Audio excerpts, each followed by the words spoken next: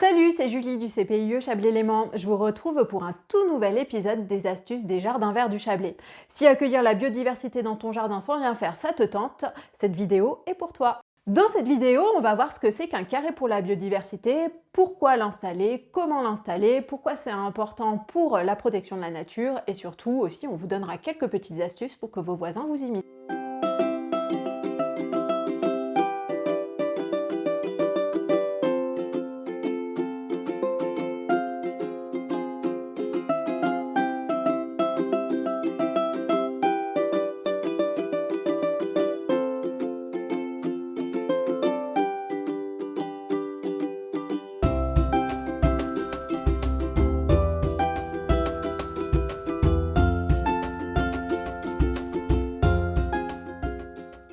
Le carré pour la biodiversité est une initiative qui a été lancée par le réseau des CPIE. Avant de vous expliquer ce que c'est que le carré pour la biodiversité, je vais vous expliquer ce que sont les CPIE.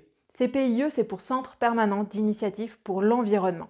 Nous, on est le CPIE Chablais-Léman et on fait partie d'un réseau de 80 associations à travers toute la France. Nos deux missions principales sont de sensibiliser à la protection de l'environnement, mais aussi d'accompagner les territoires à la transition écologique en étant facilitateur de l'action commune. Un carré pour la biodiversité, c'est une action de science participative. Il n'y a rien de plus simple, on n'y pense pas forcément. L'idée, c'est vraiment de ne rien faire et de laisser minimum 1 mètre carré d'herbe folle dans son jardin et de laisser faire la nature. Tout le monde peut créer un carré, que ce soit des écoles, des communes, des particuliers, des associations, des entreprises. C'est vraiment pour tout le monde. Même si vous n'aimez pas jardiner, vous n'aimez pas bricoler, vous pouvez le faire.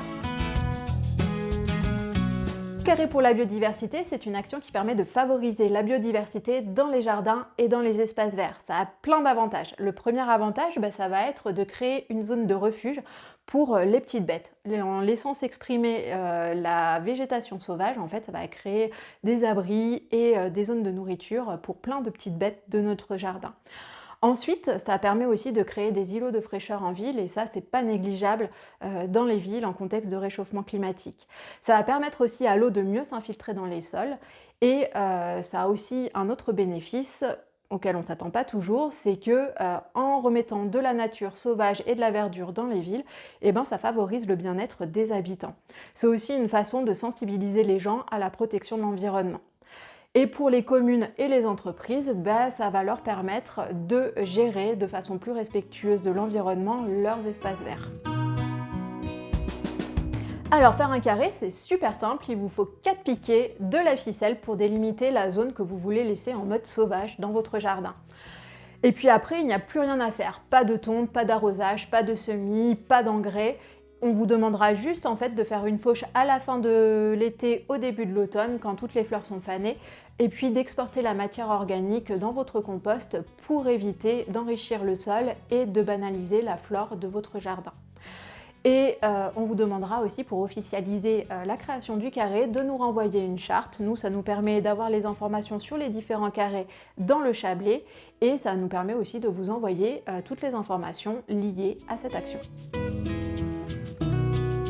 Alors, encore une fois, c'est tout simple, on vous fournit une affiche, donc cette jolie affiche qui est ici, et vous n'avez plus qu'à l'afficher sur votre grillage à côté de votre carré pour la biodiversité. On demande à ce que ce soit visible depuis la rue, comme ça vos voisins interpellés pourront peut-être s'intéresser à cette action et la reproduire dans leur jardin. Alors, une fois que le carré est créé, si vous en avez envie, c'est aussi l'occasion d'observer la biodiversité qui va se mettre tout autour de ce carré.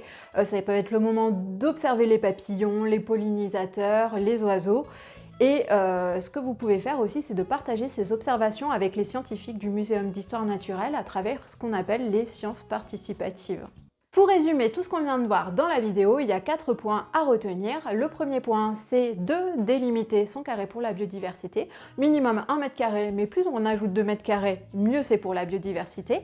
Ensuite, le deuxième point, ça va être de valoriser ce carré pour la biodiversité en affichant le panneau qu'on vous aura fourni. Ensuite, ça va être de s'engager en signant la charte avec le CPIE Chablais-Léman.